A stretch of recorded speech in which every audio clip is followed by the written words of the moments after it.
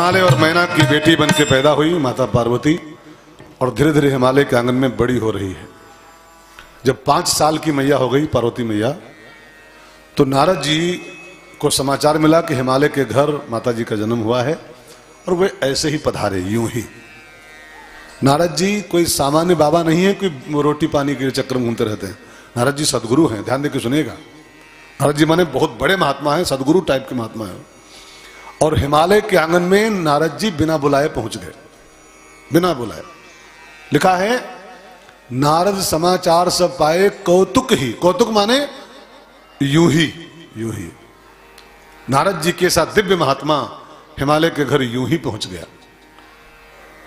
अगर आप चाहते हो कि हमारे जीवन में भी कोई सच्चा महात्मा यूं ही आ जाए, सदगुरु जैसा महात्मा आ जाए यूं ही, तो उसका एक ही उपाय है, अपने जीवन के आंगन में पार्वती को पैदा करो। जिसके यहां श्रद्धा होती है उसके यहां कोई ना कोई संत सदगुरु अपने आप पहुंच जाता है। ढूंढ नहीं पाओगे आप, ढूंढे कोई मिल जाएंगे ही चटनी छाप कि लाल चटनी समोसा खाओ कृपा आनी शुरू हो जाएगी। आप ढूंढोगे यही पा जाओगे, कोई ठग मिलेगा आपको।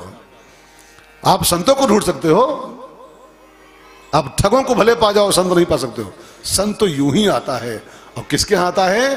जिसके यहां श्रद्धा पैदा हो चुकी होती है। अगर आप चाहते हो नारद जी के ऐसा महात्मा हमारे आंगन में यूं ही पहुंचाए, तो फिर आप अपने जीवन में श्रद्धा को पैदा करो। जहां पार्वती होती है नारद जी यूं ही पहुंच जाए। एक गाना था पिक्चर में, एक बड़ा बढ़िया गाना था फिल्म में, सुना, इसको गाओ 2 लाइन सब लोग। यूं ही कोई, यूं ही माने यूं ही, कोई माने सच्चा सदगुरु। यूं ही कोई मिल गया था सरे राह चलते चलते, सरे राह चलते चलते। यूं ही कोई मिल गया था, यूं ही कोई मिल गया था सरे राह चलते चलते, सरे राह चलते चलते। मुझे गीत नहीं गाना है, मुझे खाली कहना था यूं ही कोई मिल जाता है। बस आपके अंदर पात्रता होनी चाहिए, योग्यता होनी चाहिए, श्रद्धा होनी चाहिए। नारद जी पधारे, हिमालय ने चरण पखारे, आसन दिया नारद जी को, फिर अपनी बेटी बुलाई। बेटी देखो बाबा जी हैं, प्रणाम करो गुरु जी को। सुता बोली, बेटी बुलाई, और मेली मुनि चरना, नारद जी के चरणों में प्रणाम कराया। संत के चरणों में अपनी बेटी को डाल दिया, बाबा इसको आशीर्वाद दो। मैंने कहीं सुना था कि बच्चे 2 प्रकार के होते हैं। अभी बोल रहे थे महाराज जी, परम पूज्य राम भद्राचार्य जी महाराज अभी लखनऊ आए थे ना, उनको सुनने गया था, तो बोल रहे थे कि बच्चे 2 प्रकार के होते हैं, एक शैतान एक संतान। बच्चे 2 टाइप, 2 टाइप, एक शैतान बच्चे एक संतान बच्चे। अंतर क्या होता है? जिन बच्चों को उनके मदर फादर अपने बच्चों को संतों से जोड़ रखते हैं, संतों से अटैच्ड बच्चे, संतान में संत है ना, संतान, तो जिन बच्चों को उनके माता पिता संतों से जोड़ के रखते हैं बच्चों को, वो बच्चे संतान कहलाते हैं। और जिन बच्चों को उनके माता पिता संतों से बिल्कुल डिटैच, अरे दूर दूर, कई डराते हैं कि बाबा पकड़ लेता है, बच्चों को डराते रहते हैं, बाबा दूर है ना, पकड़ लेता है भाई। मेरी कथा भी थी दिल्ली में, तो एक महिला मेरे पास आई, कहा गुरुजी अपना फोटो हमको दो। मैं कहा क्या करोगी? हमको लगा शायद कोई भक्त है, पूजा करना चाहती है, फोटो की धूपबत्ती करेगी। मैं करिए, कहा क्यों फोटो मांग रही हो? तो बोली कि हमारा बच्चा जो छुटकवा है ना, रात में रोता बहुत है वो, तो उसको फोटो दिखाऊंगी तुम्हारा। चुप हो जाना, बाबा पकड़ लेगा भैया, बाबा पकड़ ले जाएगा। अब बाबा पकड़ लेता है, बाबा झोरी में बंद कर लेगा बाबा। हाँ, अब जिन बच्चों को उनके माता पिता बाबाओं को इतना भयभीत कर दिए हैं, बाबा पकड़ लेता है, बाबा भौआ है, बाबा झोली में बंद कर लेता है, दूर रहो दूर रहो, बच के रहो। संतों से दूर बच्चे शैतान बन जाते हैं, और संतों से जुड़े हुए बच्चे संतान कहलाते हैं। अब आप अपने बच्चों को क्या बनाना चाहते हो, संतान या शैतान? यू कैन डिसाइड, आप तय कर सकते हो। संतों से बच्चों को जोड़ो, वो संतान बनेंगे, और संतों से दूर रखोगे, पक्का है शैतान बन जाएंगे, पक्का। तो सुता बोली मेली मुनि चरना, सुता बोली मेली मुनि चरना, निज सौभाग्य बहुत गिरि बरना, निज सौभाग्य बहुत गिरि बरना। सुता बोली मेली मुनि चरना, सुता बोली मेली मुनि चरना। और फिर हिमालय ने कहा, प्रभु नारद बाबा, आप त्रिकालज्ञ महात्मा हो, तीनों कालों के ज्ञाता हो, फ्यूचर पास्ट प्रेजेंट के, हमारी बेटी का जरा हस्तरेखा देखो, बताओ इसके भाग्य में क्या लिखा है, इसको पतिवती कैसा मिलेगा। देखो ये जो रेखाएं होती हैं सब बहुत पक्की बात होती है, इसमें ये सब फालतू बकवास नहीं है, ये सब बहुत सच्ची बातें होती हैं, लेकिन इसके लिए बहुत अध्ययन करना पड़ता है। अच्छा, रेखाएं अगर ये सब ऐसे खाली खींची होती लकीरें, तो किसी के हाथ की लकीर किसी से मैच क्या नहीं करती। लकीर छोड़ दो, एक अंगूठे की रेखा भी, ये थंब होता ना, इसकी रेखा भी दूसरे आदमी से मैच नहीं करती। हर आदमी की रेखाएं अलग अलग बनी हुई, क्यों क्यों? ये खाली बकवास नहीं है, ये सामुद्रिक शास्त्र है, हस्तरेखा विज्ञान होता है, इसमें बहुत कुछ लिखा होता है। लेकिन लेकिन लेकिन आजकल ये विद्या बदनाम हो गई, कुछ गंदे लोग घुस गए इसमें, कुछ गंदे भेड़िए टाइप के लोग घुस गए हैं और झूठे पढ़ाते घूम रहे हैं। आपका सब तो ठीक है, लेकिन ये थोड़ा गड़बड़ है, 1100 रुपये लाओ तो ठीक कर देंगे। 1100 लाओ वाले जो आ गए हैं इसमें, 2100 लाओ, 1100 लाओ, और करुआ तेल लाओ, काला कपड़ा लाओ, ये लाओ वो लाओ, ये जो ठगुआ आ गए इस लाइन में, ठगुआ चंबल घाटी वाले हैं, इन लोगों ने ये विद्या बदनाम कर दिया है। विद्या सच्ची है, हस्तरेखा विज्ञान, इसके लिए 2500 साल पढ़ाई करनी पड़ती है। ये पूरा विज्ञान है हस्तरेखा का, इसके लिए ये सामुद्रिक शास्त्र है। लेकिन इसको पढ़ने के लिए काशी में रहना पड़ता है, लंगोटी धोनी पड़ती है किसी महात्मा की, 25 साल लगते हैं तब कहीं मिल पाती है। पीला कुर्ता पहन लिया और माथा पोत लिया और 2-3 माला पहन लिया और पहुंच गए मोहल्ले में। आपका सब तो ठीक है, लेकिन आपका राहु गड़बड़ है। तो क्या हो पंडित जी, बस 1100 लाओ ठीक हो जाएगा। ये जो 1100 लाओ वाले आ गए डकैती है, ये मारा सब विद्या को थू थू करा दी इसकी। तो गुरु जी देख के बताओ इसमें क्या लिखा है, इसको पतिवती कैसा मिलेगा। नारद जी ने पार्वती मैया की हस्तरेखा देखी और बोले, राजन आपकी बेटी की सब रेखाएं बहुत अच्छी, शैल सुलक्षण सुता तुम्हारी, आपकी बेटी के सब लक्षण बहुत बढ़िया है, सब रेखाएं अच्छी है, बस इसकी एक रेखा थोड़ी टेढ़ी है। कौन सी? इसकी जो वर रेखा है, पति रेखा, वो थोड़ी टेढ़ी मेढ़ी है, तो इसको जो पति मिलेगा थोड़ा बेढंगा होगा। वो कैसा पति लिखा है? नारद जी ने कहा, न पूछो तो बढ़िया महाराज जी, न पूछो वही अच्छा, जैसा लिखा है ना, जो सही सही बताएं तो भी आपका हार्ट अटैक कर जाएगा, जैसा पति इसको लिखा हुआ है। हो सकता है आपका बीपी 250 के ऊपर हो जाए सुनते ही। अब तो हिमालय में ना उतावले हो गए, बाबा बताना पड़ेगा आपको, हमारी गुलाब के फूल की ऐसी बिटिया, इसको पति कैसा मिलेगा, बताओ सही सही। तो सुनो फिर, और हिमालय मैना को नारद जी ने तुम्हारी बेटी का पति कैसा मिलेगा सही सही बता दिया। अगुण अमान मातु पितु हीना, अगुण अमान मातु पितु हीना, उदासीन सब संशय छीना, उदासीन सब संशय छीना, जोगी जटिल अकाम मन, नगन मंगल वेश, अस स्वामी यह कहा मिले, परिहस्त असिरेख। इसके हाथों में ऐसी रेखा बनी है महाराज कि इसके पति में 10 अवगुण होंगे, 10 अवगुण। अब जरा गिनो, इसके पति में 10 दोष होंगे। अगुण, अमान, मातु पितु हीना, उदासीन, सब संशय छीना, जोगी, जटिल, अकाम मन, नगन, अमंगल वेश। 10 कमियां इसके पति में होंगी, 10 दोष होंगे, ऐसा पति इसको मिलेगा। जोगी होगा, जटाधारी होगा, वस्त्र नहीं पहनेगा, नगन होगा, अमंगल वेश वाला होगा, मातु पितु हीना होगा, ये सब दोष बताए।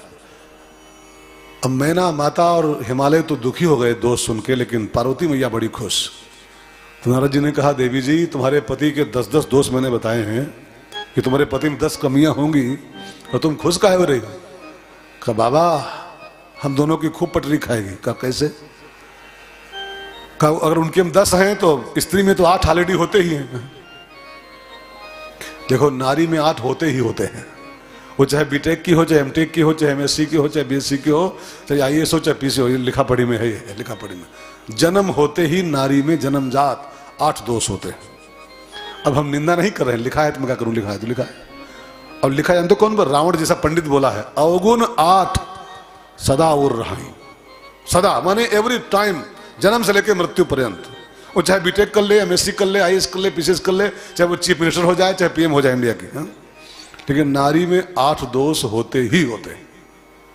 अब पूछो ना कि कौन कौन हो, तो बताएंगे नहीं हम, पूछना मत। अच्छा बहनों को हो गया होगा कि बताओ कौन कौन हो, देखिए हमारे भाई की नहीं। हाँ हैं होते हैं वो। अब लिखा है तो होते हैं। रावण अपनी पत्नी से बोला है, अपनी नारी से, नारी स्वभाव सत्य सब कहाई, अवगुण 8 सदा और रहाई। 8 अवगुण नारी में सदा रहते, एवरी टाइम। कौन कौन, अगली चौपाई पढ़ी लिखा है उसमें 8 अवगुण लिखे हैं। साहस अनत चपलता माया, साहस अनत चपलता माया, भय अविवेक अशौच अदाया, भय अविवेक अशौच अदाया। साहस, अनत, चपलता, माया, भय, अविवेक, अशौच, अदाया, ये 8 अवगुण रहते हैं, हर समय रहते नारी में। तो नारी में तो 8 ऑलरेडी ही हैं, हमारे पति में 10 बता दिया आपने हैं, तो हमारे में 8, उनके हम 10, तो हम दोनों की खूब पटरी खाएगी। जब जब ताना मारेंगे कि नारी में 8 अवगुण होते हैं हमारे दुल्हू, तो मैं उनको तुरंत बैक करूंगी कि हमारे में 8 तो हम 10, ले कहाँ जाओगे, हमारे में 8 है, आपके में 10 है। हम दोनों की खूब निभेगी आपस में। अब जब शंकर जी के दोष बताए, जोगी जटिल वगैरह वगैरह, तो हिमालय ने नारद जी के पांव पकड़े, कहा बाबा कुछ करो, कोई उपाय करो, अनुष्ठान बैठाओ, चाहे कोई पूजा बैठाओ, कोई खर्चा की चिंता न करिएगा, चाहे कहो तो ब्लैंक चेक पे साइन करके दे दूं आपको, जो चाहो भर लो। कोई अनुष्ठान करके, कोई पूजा पाठ करके, कोई मंत्र जाप करके हमारी बेटी का ये भाग्य बदल दो, ये लिखा पढ़ी चेंज कर दो, जो लिखा है इसको बदलो। तो नारद जी यहां पर एक बहुत यथार्थ सत्य का उद्घाटन किए हैं, एक बहुत सच्ची बात नारद जी बोले हैं। इस बात को जरा आप भी प्यारे सुनना मत, खाली की कहानी हो रही है, कथा हो रही केवल है। नारद जी एक बहुत यथार्थ सत्य समाज के आगे उद्घोषित किए हैं, इसको कबूल करो अंदर से, और एक बार नहीं 3 बार बोलो, कबूल है, कबूल है, कबूल है, तब काम चलेगा। 3 बार बोलना पड़ेगा आपको। नारद जी क्या बढ़िया बात करने जा रहे हैं। कहा मुनीस हिमवंत सुनो, जो विधि लिखा लीलाय, देव दनुज नर नार। एवरीथिंग इज अवेलेबल हियर, सब कुछ उपलब्ध है संसार में, सब कुछ। लेकिन शर्त है, कर्महीन नर पावत नहीं।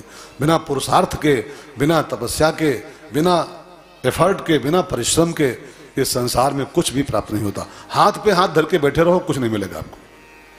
अब वो अपवाद हो सकता है कि कोई बैठे रहे और बैठे बैठे पा जाए, वो एक आधा अपवाद खाली, सिद्धांत नहीं। सिद्धांत ये है, कर्महीन नर पावत नहीं। जो कर्महीन है, जो पुरुषार्थहीन है, जो परिश्रमहीन है, वो कुछ नहीं पा सकता है। संसार में जो कोई चमका है, अगर मोदी पीएम बना है तो ऐसा नहीं बन गया है मोदी पीएम, उसने तपस्या किया है 25 साल, तब पीएम बना है। अब अपवाद भी हो सकते हैं कि मेहनत तो अडवाणी किए थे, भाई परिश्रम तो अडवाणी किए हैं, लाल के अडवाणी वो नहीं बन गए, तब ये अपवाद हो गया कि भाग्य खराब थी, नहीं बन पाए वो। परिश्रम की महिमा है, भाग्य अलग चीज का नाम होता है। अब देखो यहां पर 2 बातें हो गई अभी इसी वक्त। एक मैंने बात अभी भी कही थी, जो भाग्य में लिखा होगा मिलेगा, और एक बात मैं ही कह रहा हूं अभी तुरंत कि परिश्रम करोगे तब पाओगे। 2 बातें हो गई, भाग्य में लिखा होगा वो पाओगे, और परिश्रम करोगे तब पाओगे। 2 सूत्र हैं, ध्यान देकर सुनेगा। एक संत बोल रहे थे, भाग्य होता है ताला, ध्यान देकर सुनना, भाग्य होता है ताला और परिश्रम होता है चाबी, कुंजी। इसको मेरा जरा बहुत गांठ बांधो इस सिद्धांत को। भाग्य ताला है और परिश्रम कुंजी है।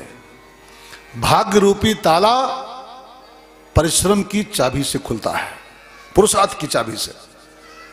आपका भाग्य कितना बढ़िया हो, कितना बढ़िया हो, अगर आप परिश्रम नहीं कर रहे हो वो ताला बंदे रहेगा, खुलेगा नहीं। परिश्रम करोगे तब भाग्य खुलता है। लेकिन एक और बात जान लो, अगर ताला बिगड़ा हुआ, मतलब ताला बंद होए और संगे मूर्छा लग गया हुए, बिगड़ गया हुए, तो फिर लाख कुंजी ऐठो, लाख कुंजी लगाओ। बात ये भी लागू हो जाती साथ में। भाग्य का ताला पुरुषार्थ की चाबी से खुलता है, लेकिन अगर ताला बिगड़ा भवा, ताला बिगड़ा हुआ तो लाख कुंजी ऐठो तो भाग्य नहीं खुलने वाला है। कई बार इंसान का नसीब खराब होता है, लाख पुरुषार्थ कर ले कोई, लाख परिश्रम कर ले कोई, कभी कभी कई बार इंसान परिश्रम करता है, उसके कुछ हाथ नहीं आता है। तभी अपवाद है, ये खाली 1-2% होता है शायद। 90% सिद्धांत लागू होता है कि जो तप करे कुमार तुम्हारी, तुम्हारी बेटी पुरुषार्थ करे, तपस्या करे, तो ये भगवान शिव को पा सकती है। तो हिमालय ने यहां बड़ी बढ़िया एक बात कही कि बाबा अभी बहुत छोटी है ये बात, 5-6 साल की है, ये तपस्या कर पाएगी? ऐसा करो, पैसा बताओ हम पेमेंट कर दें, इसके बदले आप कर दो। पेमेंट ले लो हमसे 11,000, 21,000, 51,000 जो कहो पेमेंट दे दें, इसके बदले तुम कर दो तपस्या। तो अब ठगुआ होता कोई महात्मा, ठग कहता हाँ हाँ लाओ हम सब कर डालेंगे। आजकल यही हो रहा है, आजकल सब यही हो रहा है लगभग। तुम संकल्प पढ़ो, खाली रुपया लाओ, बाकी हम सब कर लेंगे। संकल्प पढ़ दो, हवन कर जाओ सिर्फ, बस बाकी सब में कर डालूंगा। आजकल यही हो रहा है कि संकल्प पढ़िए, ठेका लिखाइए 51,000 रुपए का, और हवन करने आ जाइएगा, बस बीच का सब काम मैं करूंगा, तुम्हारा कोई काम बीच में नहीं। यही हो रहा है, ठेके सब चल रहे हैं अनुष्ठान, ठेके पर सब। लेकिन सच्चाई ये नहीं है। नारद जी ने कहा तपस्या इसको खुद करनी पड़ेगी, खुद इसको, इसके बदले मैं करूंगा तो इसको फल नहीं मिलेगा। अच्छा ये बताओ, भूख आपके लगी हो और खाना आपके बदले हम खाए ले, तो आपका पेट भरेगा जी? पेट भरेगा? किसका भरेगा? किसका भरेगा? जो खाएगा उसका भरेगा, साफ सी बातें हैं। मैंने कहीं पढ़ा था 4 काम दुनिया में ऐसे हैं, 4 काम, गिन लो इनको, जब तक इनको आप खुद नहीं करोगे फल नहीं पाओगे। खुद 4 काम करने पड़ते हैं, बाकी काम भले ठेके में बना करा दो, दूसरे करा दो ठेका दे करके, लेकिन 4 काम तो खुद को करने पड़ते हैं, तब उसका फल आता जीवन में। गिनो। नंबर 1 विवाह, शादी। शादी का लाभ वही ले पाएगा जो खुद अपनी करेगा। हमारे बदले दुल्हा को बन जाए तो दुल्हा, शादी का जो स्वाद है वो वही ले जाएगा, दिल वाले दुल्हनिया ले जाएंगे। शादी का फल वही पाता है जो खुद दुल्हा बनता है। ध्यान देकर सुनेगा। नंबर 2 मृत्यु, मौत जब भी आएगी आपको खुद मरना पड़ेगा, खुद। आपके बदले आपकी मैडम मर जाए और मैडम बदले आप मर जाओ, पड़ोसी मर जाए, संभव नहीं। जिसकी आएगी उसको स्वयं मरना पड़ेगा। 2 हो गए, 4 काम मैंने बताए खुद करने पड़ते हैं। नंबर 3 विवाह, विवाह हो गया, विवाह हो गया ना, विवाह, मृत्यु।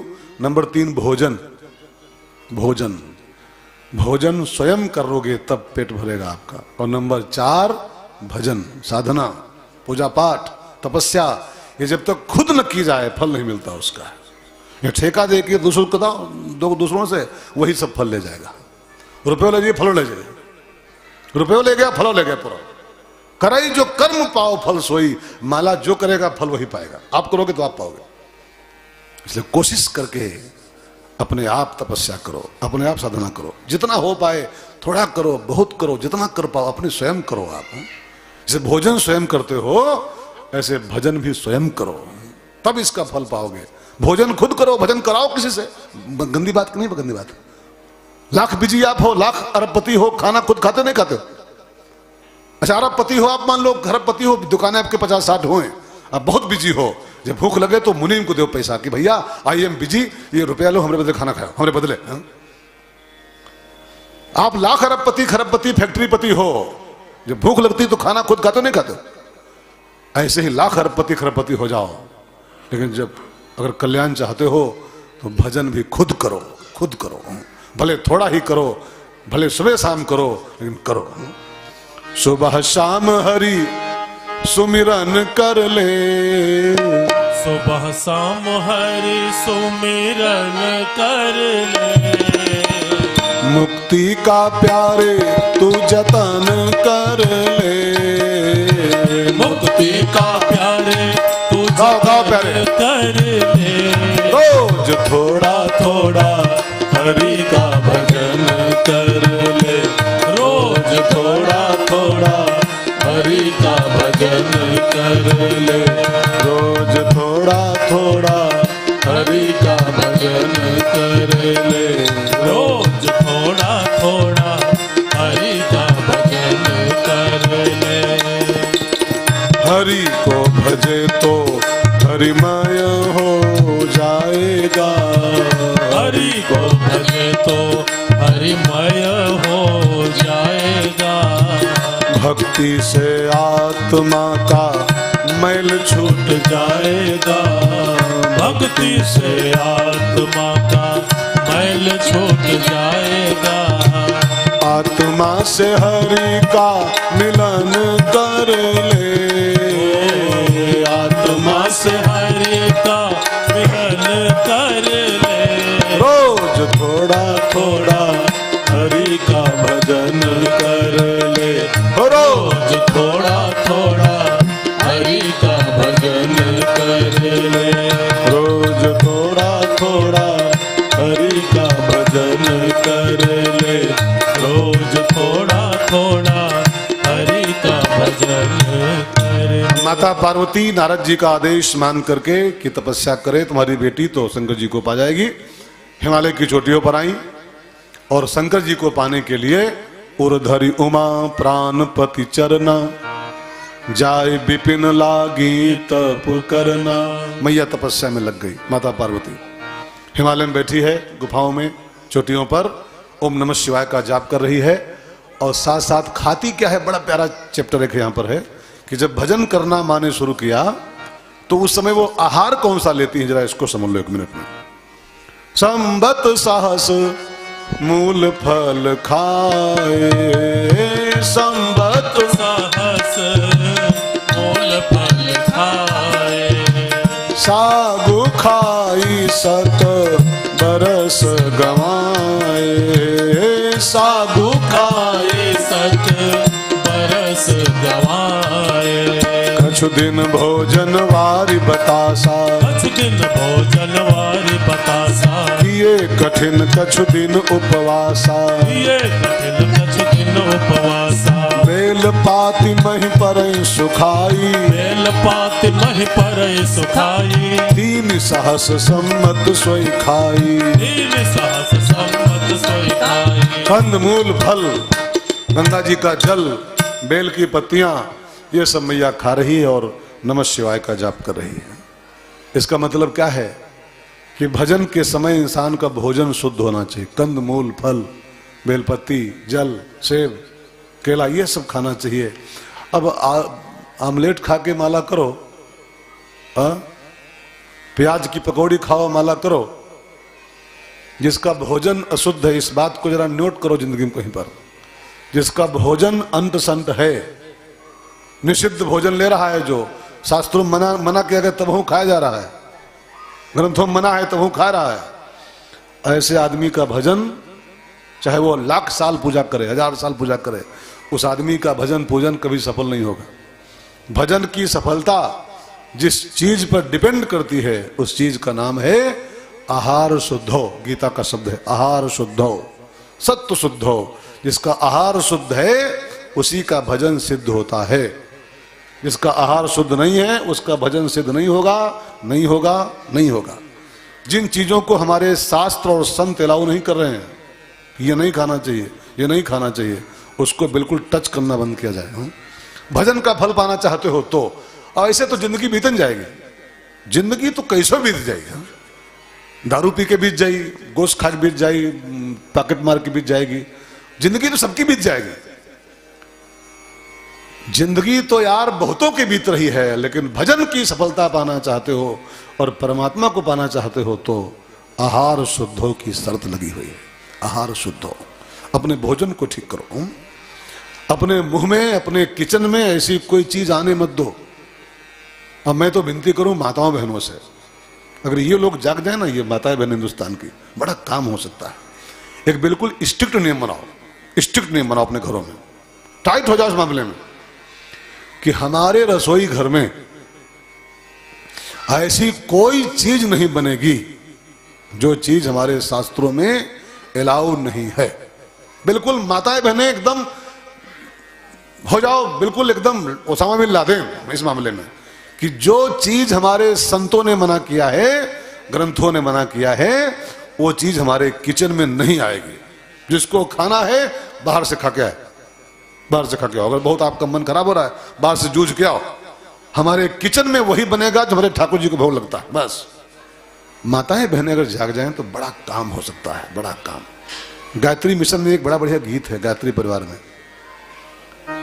गायत्री मिशन में आप में से कोई है जुड़ा हुआ? गायत्री परिवार में से कोई नहीं? इसमें से कोई नहीं।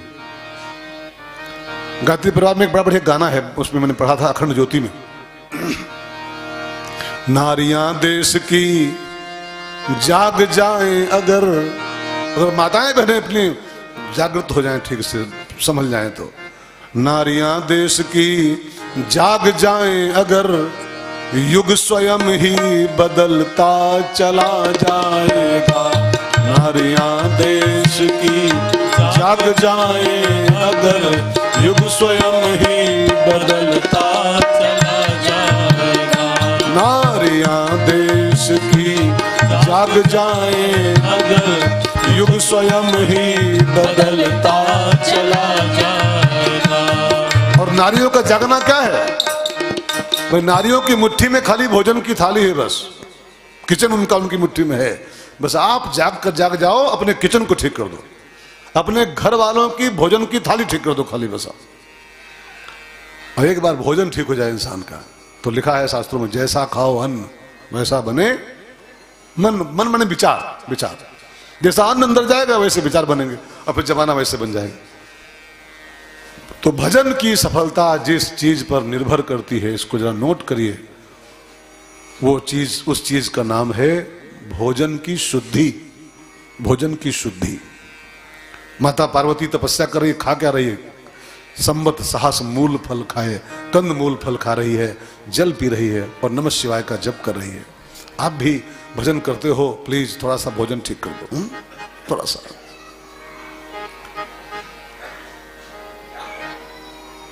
आदत बुरी सुधार लो, बस हो गया भजन। कबीरदास जी कहते हैं। कबीर से किसी पत्रकार ने पूछा भजन माने क्या होता है, व्हाट इज द भजन? तो कबीर ने बड़ा बढ़िया भजन लिखा है इसके उत्तर में, भजन माने क्या होता है।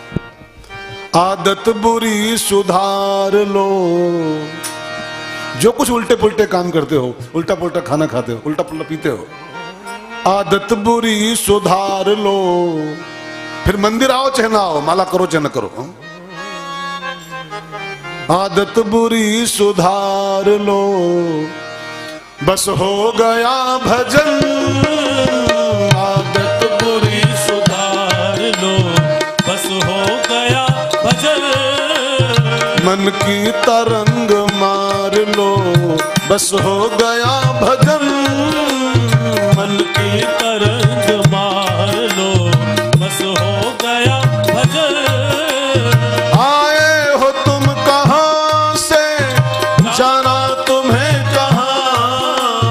आए हो तुम कहां से, जाना तुम्हें कहां। इतना तो मन विचार लो, इतना तो मन विचार लो, बस हो गया भजन।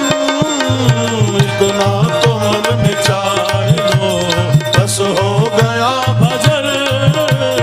आदत बुरी सुधार लो, बस हो गया भजन। आदत बुरी सुधार लो, बस हो गया भजन। माला करते रहो और गुटखा खाते रहो। कई लोग हैं 25 साल से माला कर रहे हैं, लेकिन जहां माला पूरा होता है तहां पुड़िया फाड़ डालते हैं। बस श्याम बहार की जय हो। अब 25 साल से आदमी माला कर रहा है और माला धरते ही गुटखा फाड़ देता है। उधर माला धरा, इधर तम्बाकू ठोकी, हनुमान छाप सुरती। अब सोचो हनुमान जी क्या करेंगे उस आदमी का, जो उधर हनुमान जी की चालीसा पढ़ा, इधर सोती ठोक दी हनुमान चालीसा वाले हैं। तो ऐसे लोगों का भजन कभी पूरा होगा? कबू नहीं पूरा होगा। माला फेरत जुग गया, साल 2 साल 10 साल नहीं, लाखों साल माला घुमा लो, अगर आदत नहीं ठीक की आपने तो फिर माला का कोई फल नहीं मिलेगा, कोई परिणाम नहीं आएगा। तो माता पार्वती तपस्या कर रही है, नमः शिवाय का जाप कर रही है और साथ साथ कंद मूल फल खा रही है। ओम नमः शिवाय जप रही, जरा सब लोग जपो थोड़ी देर, 1 मिनट, फिर आगे बढ़ते हैं।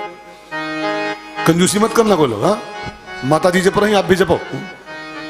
नमः शिवाय, ओम नमः शिवाय, हर हर भोले, नमः शिवाय, नमः शिवाय, ओम नमः शिवाय, हर हर भोले, नमः शिवाय, नमः शिवाय, ओम नमः शिवाय, हर हर भोले, नमः शिवाय, नमः शिवाय, ओम नमः शिवाय, हर हर भोले, नमः शिवाय, नमः शिवाय, ओम नमः शिवाय, हर हर भोले, नमः शिवाय, नमः शिवाय, ओम नमः शिवाय, हर हर भोले, नमः शिवाय, नमः शिवाय, ओम नमः शिवाय, हर हर भोले,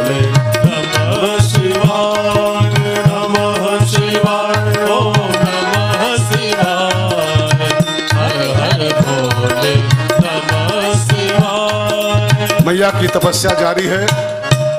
बीच में कई विघ्न आए, कई विघ्न भी भय दिखाए गए और कई लोभ दिखाए गए कि माता जी, सप्तऋषि आए और मैया जी को लालच भी दिखाया कि अरे पार्वती जी कहाँ शंकर जी के पीछे पड़ी हो, हमने आपके लिए एक बड़ा बढ़िया दुल्हा सोच रखा है, बैकुंठ का राजा है, लक्ष्मी का पति है, उसके साथ शादी कराएंगे आपके हम लोग, तो मौज करोगी, ऐश करोगी, इसके साथ क्या है, गुफाओं में सोते हैं, भीख मांग के खाते हैं, क्या पाओगे इनके हाथों, इनको पोस्टपोन करो शंकर जी को, हमने आपके लिए बढ़िया दुल्हा तय कर रखा है, भगवान नारायण के साथ आपकी शादी कराएंगे, मौज करोगी वहां।